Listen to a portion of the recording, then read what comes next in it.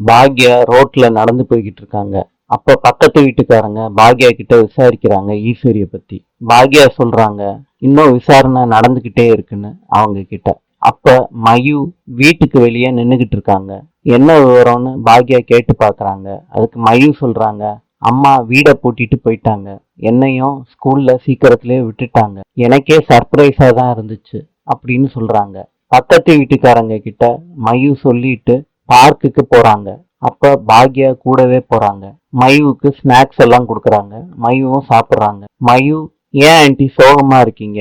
நீங்க ஏன் சோகமா இருக்கீங்கன்னு எனக்கு நல்லா தெரியும். பாட்டி எங்க அம்மாவை தள்ளி விடல, எங்க அம்மா ஃப்ளவர் வாஷ் வலிக்கி விட்டு தான் விழுந்தாங்கன்னு சொல்றாங்க. பாக்யா ரொம்ப தேங்க்ஸ்னு சொல்றாங்க. அப்ப ராதிகாவும் கமலாவும் பேசிக்கிட்டு வர்றாங்க. இப்ப ரெண்டு பேரையும் பாக்குறாங்க. பாக்யாவும் மயுவும் பேசிக்கிட்டு இருக்கத மயுவை கமலா திட்டுறாங்க. பாக்யாவையும் திட்டிட்டு மயுவை கூட்டிட்டு போறாங்க. வக்கீல் ஆபீஸுக்கு பாக்யாவும் பழனிசாமியும் வர்றாங்க. நடந்ததையெல்லாம் பாக்யா சொல்றாங்க.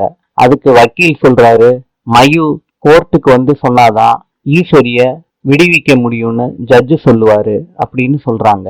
வேற ஏதாவது வழி இருக்கா சார்னு கேக்குறாங்க.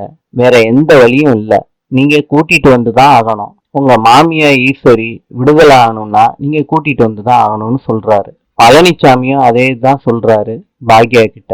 வீட்டுக்கு வர்றாங்க பாக்யா. வீட்டுல எல்லாரும் அவங்கவுங்க கவலைய தெரிவிக்கிறாங்க. ராமமூர்த்தி சொல்றாரு, சண்டைக்காரன் காலிலே விழுந்துடலாம், நான் அவன் காலில் விழுந்து நான் மன்னிப்பு கேட்டு கேஸை வாபஸ் வாங்க சொல்றேன் அப்படின்னு சொல்றாங்க. அதெல்லாம் வேண்டாம், நம்ம நேர்மையா நம்ம ஜெயிப்போம்னு பாக்யா சொல்றாங்க.